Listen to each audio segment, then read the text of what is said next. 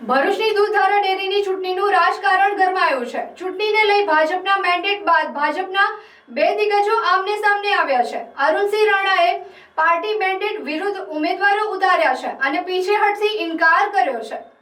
ભરૂચ નર્મદા જિલ્લાની અગ્રીમ સહકારી ક્ષેત્રની ભરૂચ દૂધધારા ડેરી વ્યવસ્થાપક મંડળની ચૂંટણી માટેના ઉમેદવાર માટેના ફોર્મની ચકાસણી સંપન્ન થતા અરુણસિંહ રાણાની પેનલના 15 સહિત તમામ ફોર્મ માન્ય ઠર્યા છે અને ભાજપના મેન્ડેટમાં અરુણસિંહ રાણાની પેનલના 3 તેમજ ઘનશ્યામ પટેલની પેનલના 12 ઉમેદવારો માટે ભાજપનો મેન્ડેટ છે। છતાં અરુણસિંહ રાણાની પેનલના તમામ 15 ઉમેદવારો ચૂંટણીના જંગમાં છે તો વર્તમાન ચેરમેન ઘનશ્યામ પટેલ પણ પેનલ સાથે મેદાનમાં જ છે। આમ ભાજપના ધારાસભ્ય અરુણસિંહ રાણા અને વર્તમાન ચેરમેન તેમજ પૂર્વ નર્મદા જિલ્લા ભાજપ પ્રમુખ ઘનશ્યામ પટેલની પેનલ વચ્ચે જંગ જામ્યો છે તો પૂર્વ ધારાસભ્ય મહેશ વસાવાના પણ પેનલ સાથે ચૂંટણીના જંગમાં છે। ભરૂચની સહકારી ક્ષેત્રે દૂધધારા ડેરીની ચૂંટણીમાં ભાજપના બે દિગ્ગજો આમને સામને ઉતરતા સહકારી ક્ષેત્રે લઈને ભાજપનું આંતરિક રાજકારણ ગરમાયું છે। દૂધધારકો અને પશુપાલકોની માંગને લઈને અરુણસિંહ રાણાએ ચૂંટણી જંગમાં પેનલ ઉતારી હોવાનું કહી પીછેહટ કરવાની હાલ તો ના જ ભણી રહ્યા છે તો તેમની પેનલના પ્રકાશ દેસાઈ પણ મનસુખભાઈના આક્ષેપો છતાં ચૂંટણીમાં અરુણસિંહ રાણા પેનલમાંથી ચૂંટણીમાં હોવાનું કહી રહ્યા છે। જો કે હજુ ઉમેદવારી પરત ખેંચવાની તારીખ બાકી છે, ત્યાં સુધી શું થાય છે તે જોવું રહ્યું। અને ભારતીય જનતા પાર્ટીએ પ્રદેશ કક્ષાએથી એક મેન્ડેટ પણ જાહેર કર્યો છે, તો મેન્ડેટ સહકારી ક્ષેત્રમાં હોય તો પછી એની વિરુદ્ધમાં થશે કામ। ભારતીય જનતા પાર્ટી અમારી પાર્ટી છે, પણ અમારી 15 જણની પેનલ બધાની જિલ્લાની દૂધ ધારકોની માગણી મુજબ અમારે કામ કરવું પડ્યું છે। દુઃખદ બનાવ છે, પણ મતદારોને દૂધ ધારકોને ન્યાય આપવા મારે આજે પડવું પડ્યું છે। તમે શરૂઆતની પહેલે મંડળીઓ જોજો, આજે શાકબારામાં 12-13 થઈ ગઈ, ડેડિયાપાડામાં રળબાવી થઈ ગઈ। ગરીબ લોકોને સુમૂલમાં દૂધ ભરવા જવું પડે, એ બધા જ જિલ્લાના લોકોની માગણીને માન આપીને દુઃખ થાય છે। ભાજપ સામે લડવાનું, પણ ભાજપ સાથે નથી લડવાનું।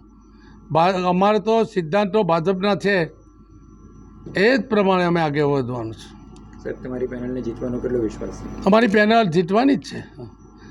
હારવાનું જીતવાનું તો ભાગ્યમાં કપાર પર લખ્યું હોય ને, અને સાચી વિજાગવારી પ્રજા છે એ બનવાનું છે, એનો મને વિશ્વાસ છે।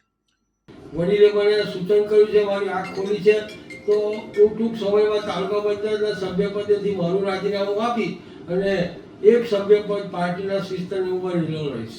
પણ સાથે સાથે મારા ઘણા મિત્રો જાહેર જીવનમાં, જે રીતે ભાઈ શ્રી ઘનશ્યામભાઈ પટેલની વાત કરું તો તેઓ પાસે 2 ને 3 હોદ્દાઓ છે।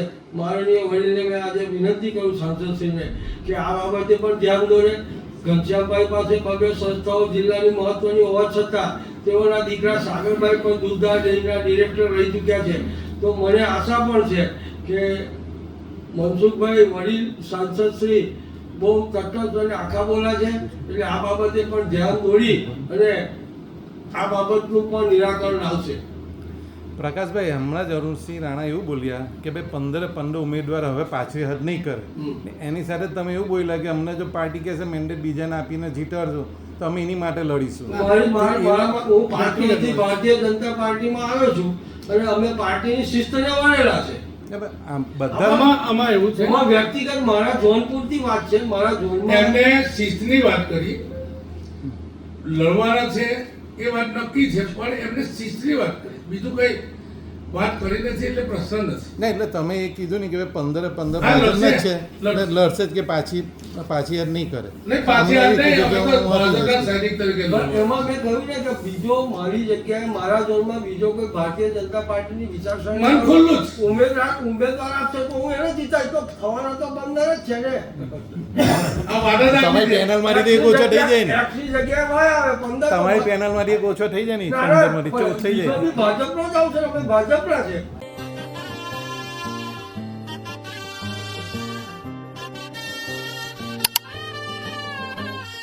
हे शुभारंभ हो शुभारंभ मंगल बेला आई।